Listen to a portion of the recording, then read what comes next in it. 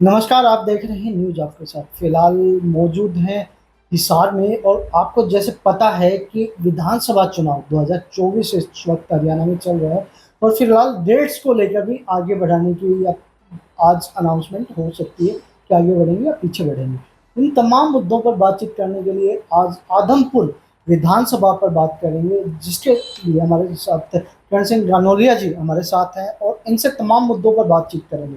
सबसे बड़ा मुद्दा तो ये है कि 800 करोड़ से ज़्यादा का विकास कुलदीप बिश्नोई जो क्लेम करते हैं कि उन्होंने करवाया है, तो उस पर खुलकर चर्चा करें। सर, सबसे पहले तो राम राम। राम राम आपको भी और आपके सभी दर्शकों को मेरी तरफ से बहुत बहुत राम। फिलहाल सर, बात की जाए तो बीजेपी से आप कांग्रेस में आए हो, क्या लगता है, क्या उम्मीदें? देखिए, 2014 में हरियाणा में बीजेपी की सरकार आदरणीय मनोहर लाल जी के नेतृत्व में आई और 2014 से और 19 का जो कार्यकाल था वो एक बहुत अच्छा कार्यकाल मैं कहूँगा कि रहा। लेकिन 2019 के बाद जो गठबंधन की सरकार बनी उसमें हरियाणा के लोग त्राई त्राई करने लग गए। कोई किसी कार्यकर्ता की कोई सुनवाई नहीं थी, भ्रष्टाचार चरम सीमा पर था और अफसरशाही आज सभी नेताओं पर हावी हो चुकी थी। तो ऐसे में मैंने आदरणीय चौधरी भूपेंद्र सिंह हुड्डा और आदरणीय उदय भान जी के नेतृत्व में 2022 में कांग्रेस को ज्वाइन किया। फिलहाल आदमपुर की बात करने से पहले मैं बात करूंगा कि किस प्रकार के हालात आज कानून व्यवस्था के अंदर देखे जा सकते हैं जब बीजेपी सरकार 2019 से 24 के बीच में रही है। अगर कानून व्यवस्था की बात करें तो आप लोकल शहर की बात कर लीजिए या देहात की कर लीजिए। जो बदमाश हैं सरेआम गोलियां चला करके और खुले यहाँ से निकल जाते हैं। पुलिस का या प्रशासन का कोई भय बदमाशों के अंदर नहीं है। तो ऐसे में आज हर व्यक्ति, हर व्यापारी, हर दुकानदार और हर आदमी अपने आप को असहाय और असुरक्षित महसूस कर रहा है। तो इसलिए आज इस सरकार का जाना तय है। फिलहाल बात की जाए आदमपुर में, कुलदीप बिश्नोई जी कहते हैं कि हमने 850 करोड़ रुपए के आसपास के विकास करवा दिए, तो क्या कहें, कहीं देखने को मिलते हैं? देखिए, ये तो मैं अक्सर एक बात कहता हूँ, 800 करोड़ रुपए की जो अमाउंट है वो बहुत बड़ी अमाउंट है। मैंने 2014 से 2019 का टर्म था, लेकिन 2018 में एक लोगों को पंपलेट दिए थे कि 625 करोड़ रुपए और इसका एक एक पाई का हिसाब ये पंपलेट मैंने आदमपुर विधानसभा में बंटवाए थे। उसके बाद 25 किलोमीटर खेतों के रास्ते हैं और बहुत सारे काम तकरीबन 2014 से 2019 के बीच में 1000 करोड़ रुपए का विकास कार्य आदमपुर विधानसभा में हुआ। अगर मोटी मोटी मैं बात करूं, प्रॉपर आदमपुर में ले लीजिए, आदमपुर का जो सिविल हॉस्पिटल है उसकी बड़ी दुर्दशा थी, उसकी रेनोवेशन का काम किया। सीसवाड़ के अंदर एक नई सीएचसी बनाने का काम किया। बासमंद के अंदर चाहे आप तहसील की बात कर लीजिए, चाहे बस स्टैंड की बात कर लीजिए, और इसी प्रकार से अगर बोडिया बिश्नोई की बात करें तो हिसार जिले का पहला double storey school Bodia Bishnoi में बनवाया, 6 स्टेडियम का निर्माण करवाया, बहुत सारी योगशालाओं का, व्यायामशालाओं का निर्माण करवाया। और आपका चाहे पीएचसी है, चाहे सीएचसी है, चाहे वेटरनरी डिस्पेंसरी है, चाहे चौपाले हैं और जो गलियां हैं, और 25 किलोमीटर खेतों के रास्ते हैं और 26 आदमपुर विधानसभा के अंदर 26 नई सड़कों का निर्माण उस दौरान मैंने करवाया। तो जो काम बोलता है, आज किसी गांव में जाकर के पूछिए कि करण सिंह रानौलिया के समय में कितना काम हुआ है, तो उसकी जो ये लिस्ट दी है ये 750 करोड़ की है। और आज वो 800 करोड़ की बात करता है। तो मेरा आपके माध्यम से उनको चैलेंज है कि इस प्रकार से आप पंपलेट बंटवा करके लोगों के बीच में कहिए। आज आदमपुर का हर आदमी कहता है कि यहाँ किसी प्रकार की कोई व्यवस्था नहीं है, सरकार के नाम की कोई चीज़ नहीं है। जनप्रतिनिधि सिर्फ एक बहका करके कि आने वाली सरकार में हिस्सा हो जाएगा और आदमपुर को मैं अलग से चमका दूंगा, परंतु ऐसा कुछ भी नहीं होगा। बात की जाए जिस प्रकार से आपने 2014 से बात की 18 तक, ठीक है, 19 तक मानते हैं आपने विकास करवाए हैं, तो आज जो आदमपुर के हालात हैं वो कहाँ हैं? मैंने कहा ना, आज आदमपुर के हालात बद से बदतर हो चुके हैं। मैंने अभी आपको कहा कि अगर आप आदमपुर की सड़कों पर जाएंगे तो सड़कों में खड्डे हैं, सड़कें टूटी पड़ी हैं। स्कूल में जाओगे, स्कूल में स्टाफ नहीं है। दफ्तर में जाओगे तो कर्मचारी नहीं है। और किसी हॉस्पिटल या सीएचसी में जाओगे तो वहाँ स्टाफ नहीं है। और पुलिस प्रशासन का जो कानून व्यवस्था है वो बिल्कुल चरमराई हुई है। तो ऐसे में बद से बदतर हालात तो हो ही चुके हैं। कुलदीप बिश्नोई कहते हैं कि आदमपुर तो हमारा गढ़ है, इसे तोड़ने मुश्किल ही नहीं नामुमकिन है। तो क्या कहेंगे इस पर?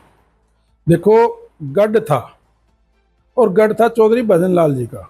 वो बड़े एक नेक इंसान थे। उन्होंने गरीबी देखी हुई थी और आम आदमी की समस्या को वो समझते थे। लेकिन आज कुलदीप बिश्नोई या भव्य बिश्नोई ये सिर्फ चुनाव के दौरान 2-3 महीने पहले आते हैं।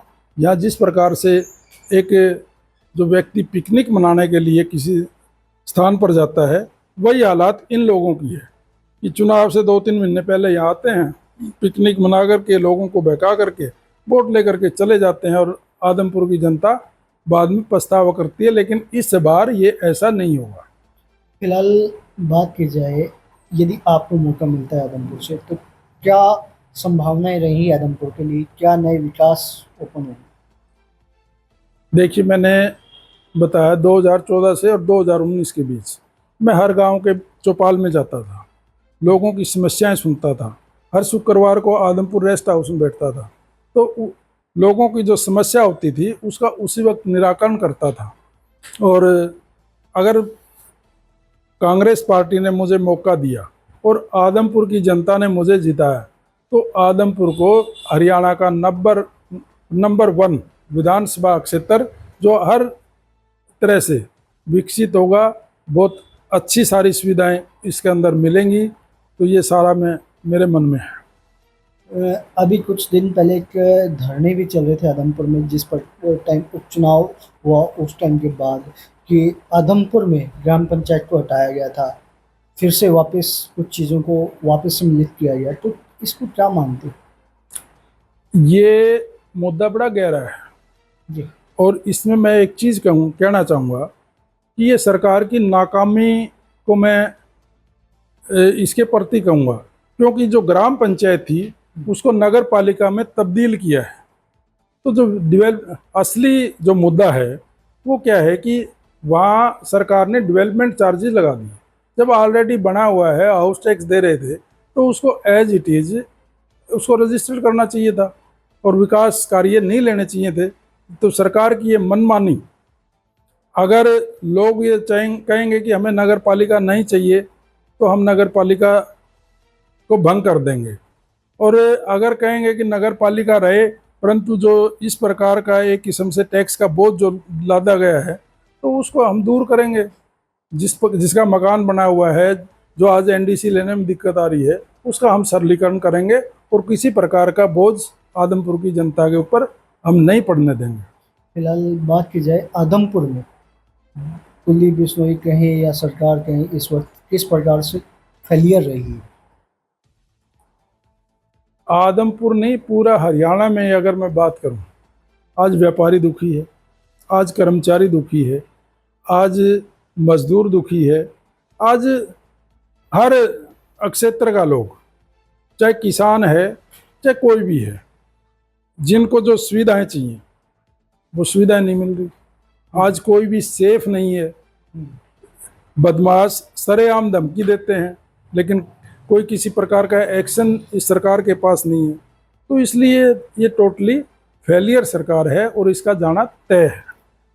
आखिरी सवाल, आपने टिकट के लिए दावेदारी की है आदमपुर से, आपने फॉर्म भी भरा है, और भी लोगों ने की है, तो कर्ण सिंह रानौलिया ही क्यों जिसको टिकट मिलनी चाहिए? देखिए, प्रजातंत्र है। प्रजातंत्र में हर आदमी को चुनाव लड़ने का अधिकार है, अपनी बात रखने का अधिकार है। तो जो कार्य करता है वो चाह रहा है कि मैं भी इस क्षेत्र का प्रतिनिधित्व करूं, ये कोई बुरी बात नहीं है। लेकिन टिकट एक को मिलनी है और वो पार्टी नेतृत्व देखेगी कि किसने किस प्रकार का काम किया है। मैंने 53 की 53 पंचायत या 51 पंचायत और एक नगर पालिका कहूँ, तो हर एक क्षेत्र में मुझे लोग जानते हैं, मेरे व्यवहार को जानते हैं, लोगों का मेरा प्रति सच्चा प्रेम है। और लोग चाहते हैं कि कर्ण सिंह टिकट लेकर के आए, तो कर्ण सिंह रानौलिया का इलेक्शन कर्ण सिंह नहीं, आदमपुर की जनता लड़ेगी। एक सवाल है, पिछली बार जब कांग्रेस के लोगों से बातचीत की गई कि हरियाणा के इलेक्शन क्यों आ रहे, तो उन्होंने कहा कि गुटबाजी के कारण टिकटों का वितरण गलत हुआ था। क्या वो गुटबाजी अभी भी कांग्रेस को दिक्कत नहीं। देगी? हरियाणा कांग्रेस पार्टी के अंदर कोई गुटबाजी नहीं है। सब कुछ ये सिर्फ जो विरोधी पार्टियां हैं उनका एक प्रचार है कि ये लोग तो गुटबंदी में बटे हुए हैं, तो ये खुद ही हार जाएंगे। ये सिर्फ प्रचार है। हरियाणा की जनता और कांग्रेस पार्टी और कांग्रेस के कार्यकर्ता सब जानते हैं कि कांग्रेस पार्टी एकजुट होकर के चुनाव लड़ेगी और हरियाणा में सरकार बनाएगी।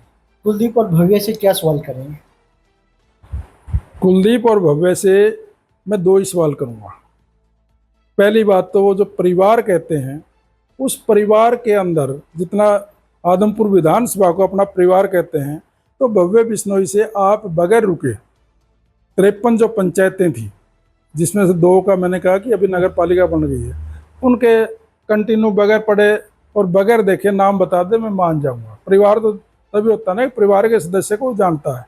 ये तो गांव की बात है। उसके अलावा किसी भी गांव के रास्ते का कि कौन सा रास्ता खराब है, क्योंकि परिवार के सदस्य का तो पता होता है ना कि किसका अच्छा हाल है, किसका कौन बीमार है।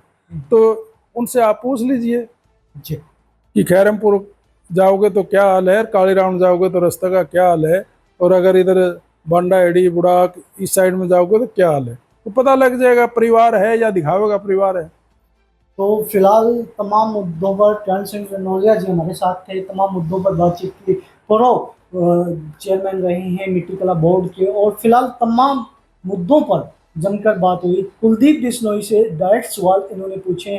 पहला सवाल कि भव्य बिश्नोई ये बताएं कि जो आदमपुर है उसमें कितने गांव हैं, हर गांव का नाम इन्होंने पूछने की बात की है। दूसरी बात ये की है कि जो 800 करोड़ रुपए का विकास उन्होंने करवाया है, उसको खुली चुनौती दी है कि 800 करोड़ रुपए का हिसाब दो।